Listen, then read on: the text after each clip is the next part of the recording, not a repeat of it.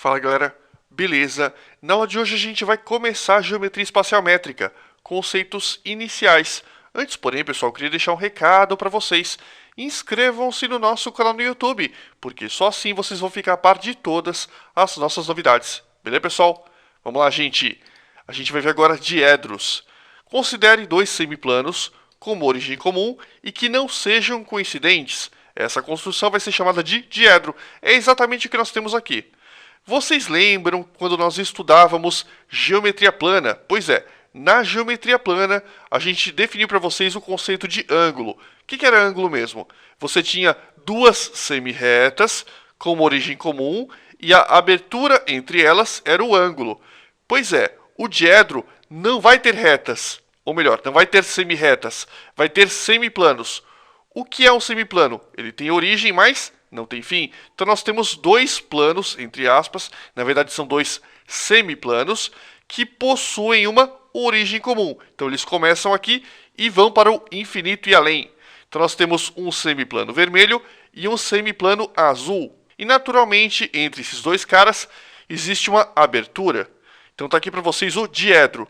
Gente, eu não vou me estender muito em diedro, porque o vestibular não cobra tanto assim a fundo o conceito de diedro. É basicamente isso. Você tem dois semiplanos que possuem uma origem comum, e isso é um diedro. Simples assim. Tranquilo?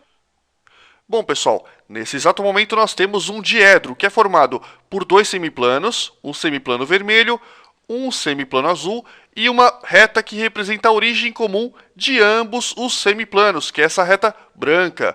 Deixa eu renderizar para vocês. Aqui, pessoal, então nós temos um semiplano vermelho, um semiplano azul e uma reta que representa a origem comum desses dois semiplanos. Se isso acontece, todo esse conjunto pode ser chamado de diedro. E aqui nós temos que essa reta que representa a origem comum dos dois semiplanos vai receber o nome de aresta, e cada um desses semiplanos vai receber o nome de face. Então nós temos uma aresta e duas faces, uma face vermelha e uma face azul. Deixa eu voltar. Aqui nós temos também que o ângulo formado entre essas duas faces é de 45 graus, e eu vou alterar a medida dessa abertura. Um momento. Por enquanto é 45 graus, eu vou alterar essa medida. Agora, pessoal, nós temos que essa abertura vale 180 graus, ou seja, nós temos um ângulo raso entre esses dois semiplanos. Eu vou alterar novamente o ângulo. Nesse exato momento, nós temos um ângulo de, zero, ou seja, a abertura é nula. Da mesma forma que a gente pode pensar com ângulos, nós podemos pensar com planos, e nós podemos pensar em aberturas entre planos. Para a gente poder definir a abertura do diedro, é muito simples, pessoal. Deixa eu voltar ao que era originalmente, 45 graus, e eu vou fazer o seguinte, eu vou traçar agora um plano que vai ser perpendicular à aresta, e vai interceptar esses dois outros planos. Quer ver? É justamente esse plano amarelo.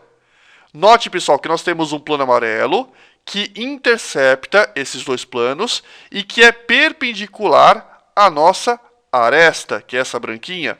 Se isso acontece, eu quero que vocês percebam que este plano amarelo e este plano vermelho possuem uma região comum, que é representada por esta reta que vocês estão vendo agora no monitor de vocês. E da mesma forma, este plano amarelo e este plano azul também possuem uma região comum, que é representada por esta reta que vocês agora estão vendo no vídeo de vocês. E eu vou apagar o plano amarelo para facilitar a visualização.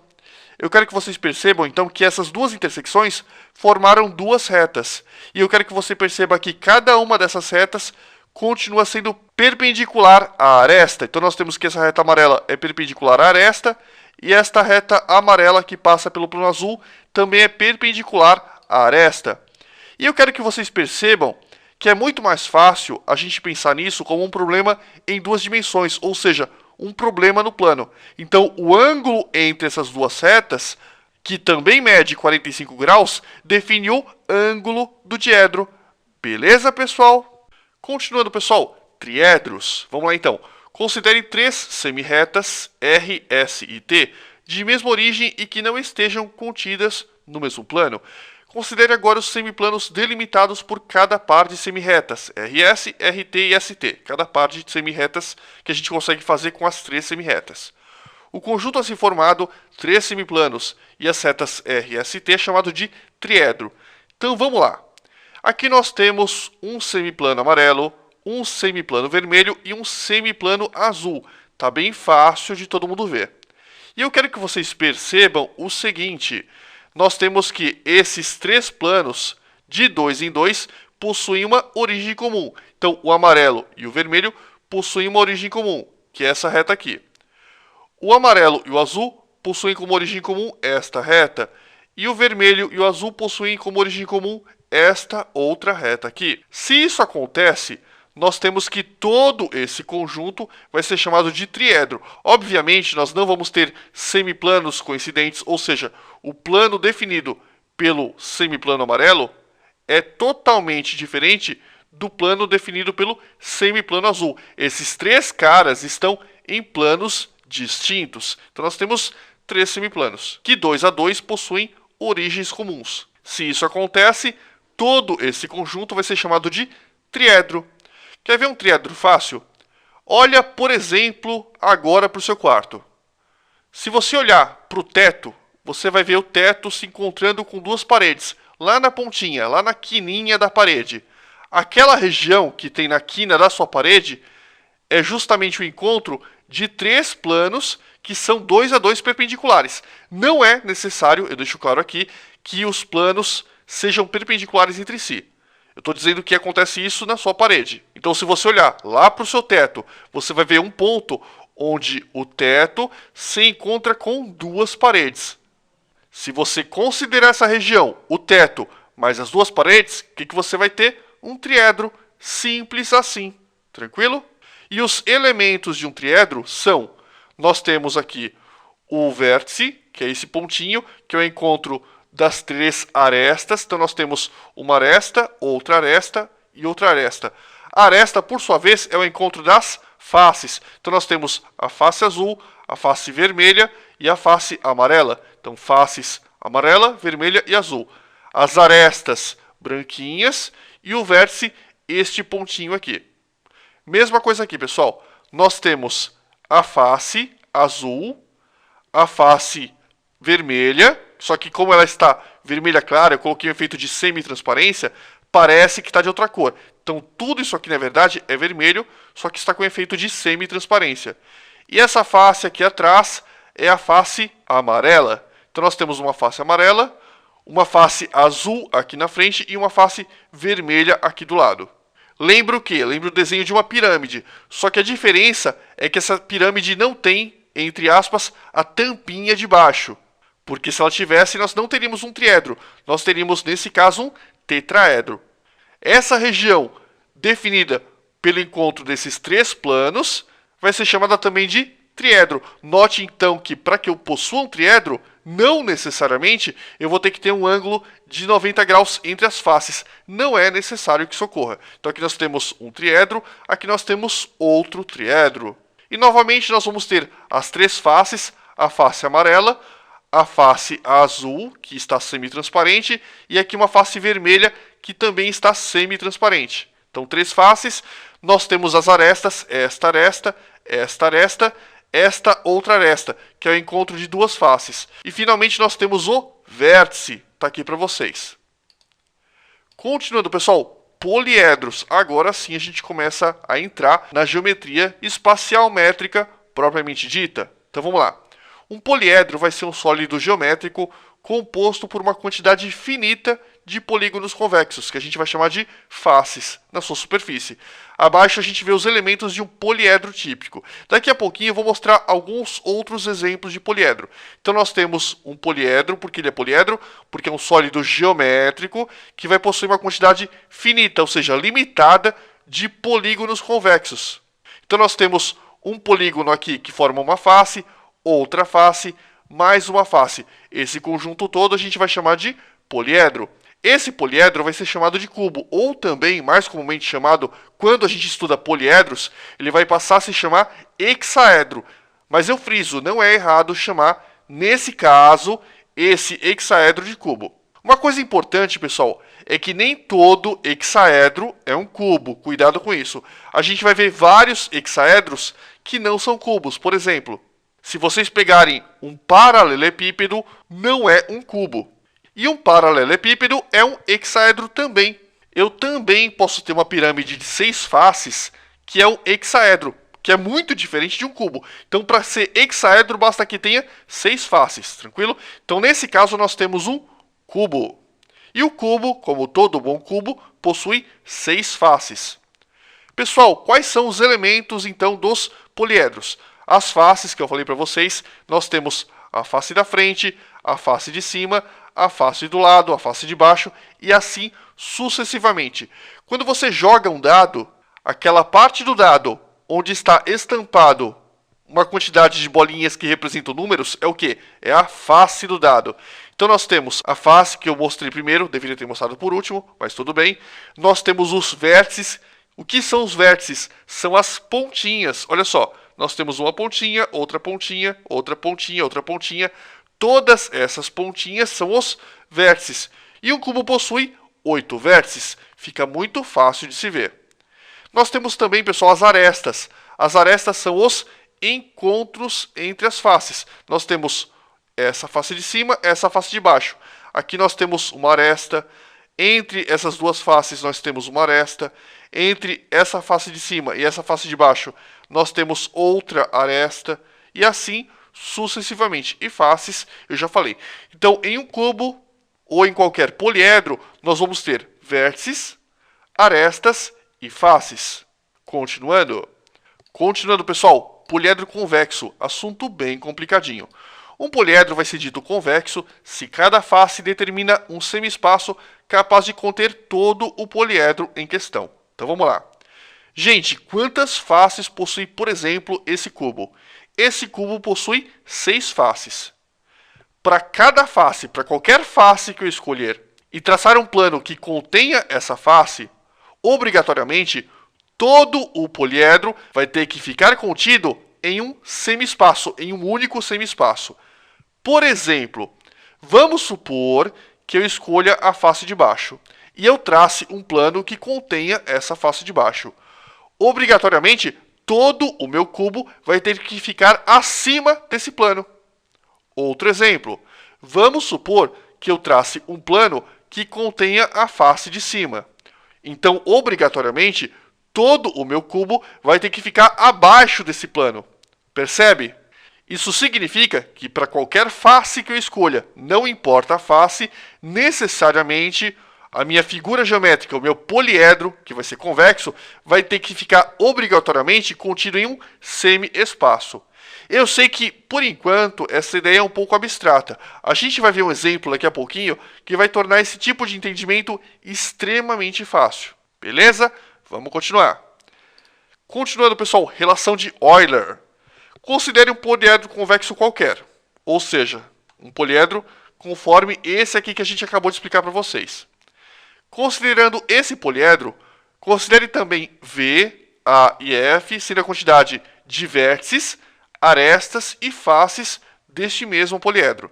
Então vamos lá, você tem um poliedro convexo qualquer e você tem V, que representa a quantidade total de vértices desse cara, A, que representa a quantidade total de arestas desse cara, e finalmente F, que representa a quantidade total de faces desse mesmo cara. Necessariamente, para qualquer poliedro convexo que você imaginar, o que vai acontecer? Vai existir essa relação. A quantidade de vértices mais a quantidade de faces menos o total de arestas sempre vai ser igual a 2. Desde, é óbvio, eu deixo claro aqui, que esse poliedro seja convexo. Isso, pessoal, vai ser conhecido como sendo a relação de Euler. Uma coisa importante, tá, gente? Todo poliedro convexo vai obedecer essa relação. Necessariamente. Mas existem, deixa eu claro aqui, existem poliedros não convexos que também, por coincidência, obedecem a essa relação. Em outras palavras, todo poliedro convexo vai obedecer à relação de Euler.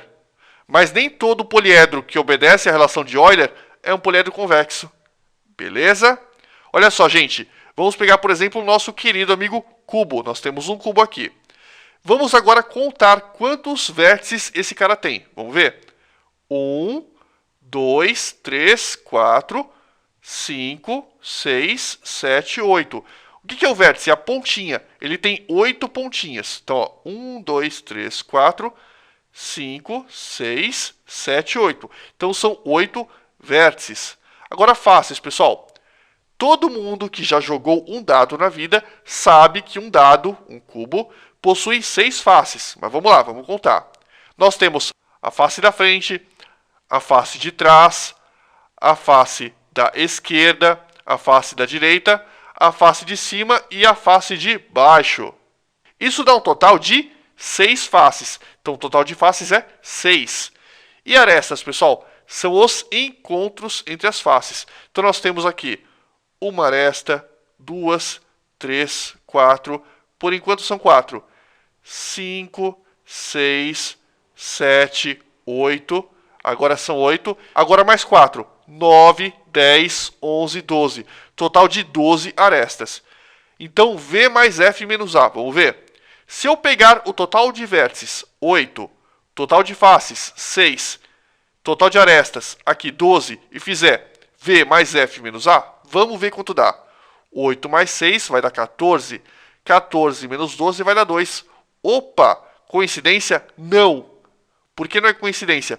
Porque todo poliedro convexo vai obedecer a essa relação, que vai ser chamada de relação de Euler. E uma dica para você decorar essa relação é a seguinte: vamos fazer amor, nós dois. Nossa, né? Que coisa estranha. Pois é, né? Outra coisa, pessoal. Eu não demonstrei a relação de Euler. Eu detesto, olha, vou ser bem sincero, eu detesto colocar coisa e falar, pessoal, decora isso. Só que em alguns casos, infelizmente, é a melhor situação. Agora, se você for um pouco exigente e você quiser a demonstração da relação de Euler, eu vou fazer melhor que isso. Eu vou te dar 19 demonstrações diferentes da relação de Euler. Só que eu friso para vocês, a relação de Euler ela é bem complexa de ser demonstrada. Até existem demonstrações para a relação de Euler em nível de ensino médio, só que mesmo assim é extremamente trabalhosa. Então, o que eu vou sugerir? Para quem tiver um bom conhecimento de língua inglesa e de matemática superior, eu friso aqui, tá, gente? Para quem tiver conhecimentos de matemática superior e de língua inglesa, segue um site para vocês, que é esse site que está aqui no vídeo de vocês. Nesse site vocês vão encontrar 19 demonstrações diferentes da relação de Euler. Boa diversão. Nerk, eu tenho uma pergunta, pode fazer. Eu preciso saber todas essas 19 demonstrações? Não, você não precisa. Segue isso aqui a título de curiosidade. Se você não souber como demonstrar a relação de Euler, você não vai ser de forma alguma prejudicado. Continuando, pessoal, poliedro de Platão. O que é poliedro de Platão? Poliedros de Platão são os poliedros convexos, onde todas as faces são formadas por polígonos regulares de um único tipo. Então, por exemplo, nós temos aqui o tetraedro. O tetraedro possui 4 faces, por isso tetra. Tetra significa 4. 4 faces, e todas as faces, pessoal, são congruentes. Nós temos aqui uma face que é um triângulo, outra que é um triângulo, outra que é um triângulo, e embaixo nós temos um triângulo. Vamos pegar o hexaedro. Novamente, o que nós vamos ter? Nós vamos ter todas as faces do hexaedro novamente congruentes. E assim sucessivamente. Então, os poliedros de Platão são os poliedros convexos, onde todas as faces são formadas por polígonos regulares de único tipo. E eu digo para vocês, pessoal, só existem 5 tipos de poliedros de Platão, ou seja, apenas 5 tipos de poliedros que obedecem a essa regra, que são o tetraedro, o hexaedro, o octaedro, o dodecaedro e o icosaedro. Eu já vou falar para vocês daqui a pouquinho. Outra coisa que eu quero que vocês percebam é que, obviamente, como eles são poliedros que são convexos, o que vai acontecer? A relação de Euler vai continuar valendo para todos esses caras. Ou seja, se eu pegar, por exemplo, o octaedro, se eu pegar a quantidade de vértices, somar com a quantidade de faces e tirar a quantidade de arestas, necessariamente vai dar 2 em todos esses caras, porque eles são poliedros convexos. E detalhe, tá, pessoal? Deixo claro aqui, a relação de Euler não vale só para para os poliedros de Platão. Vale para qualquer poliedro que seja convexo. Uma outra coisa importante é que todos os poliedros de Platão são poliedros regulares. Então você também pode chamar o poliedro de Platão de poliedro regular. Só existem 5 e apenas 5 poliedros de Platão. E também só existem 5 e apenas 5 poliedros regulares.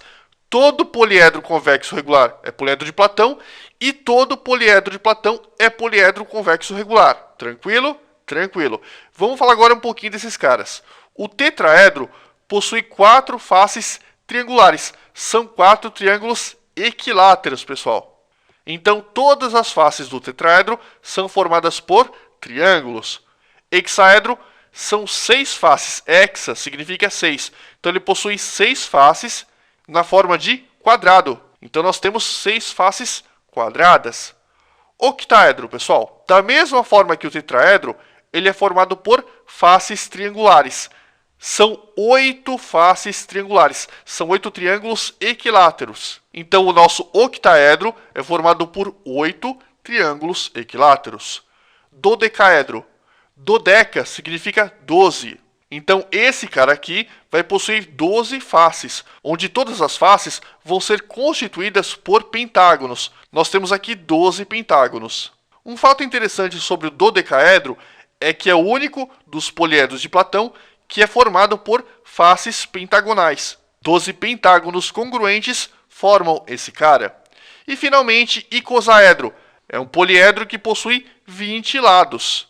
E todos os 20 lados são formados por triângulos. Então, nós temos 20 triângulos formando esse cara. Agora, uma coisa importantíssima, pessoal. Eu posso ter um tetraedro que não seja regular? Posso, por exemplo, eu posso esticar um pouco mais essa pirâmide.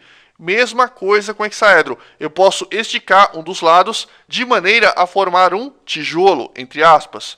Eu posso deixar isso aqui mais alongado também. Eu posso entortar qualquer um desses caras. Resumindo, eles vão continuar sendo poliedros, mas aí eles vão deixar de ser poliedros de Platão. Cuidado com isso. Para que você tenha um poliedro de Platão, todas as faces desses caras vão ter que ser o quê? Congruentes. Se você tiver, por exemplo, um hexaedro com faces retangulares, esse cara é um hexaedro ainda, mas não é um poliedro de Platão. Porque para ser poliedro de Platão, os polígonos precisam ser regulares. Então, cuidado com isso. Daqui a pouquinho a gente vai ver uma animação com todos esses caras. Ver uma imagem estática, parada, dificulta um pouco a compreensão. Então, daqui a pouquinho eu vou mostrar uma animação onde todos esses caras vão se mexer.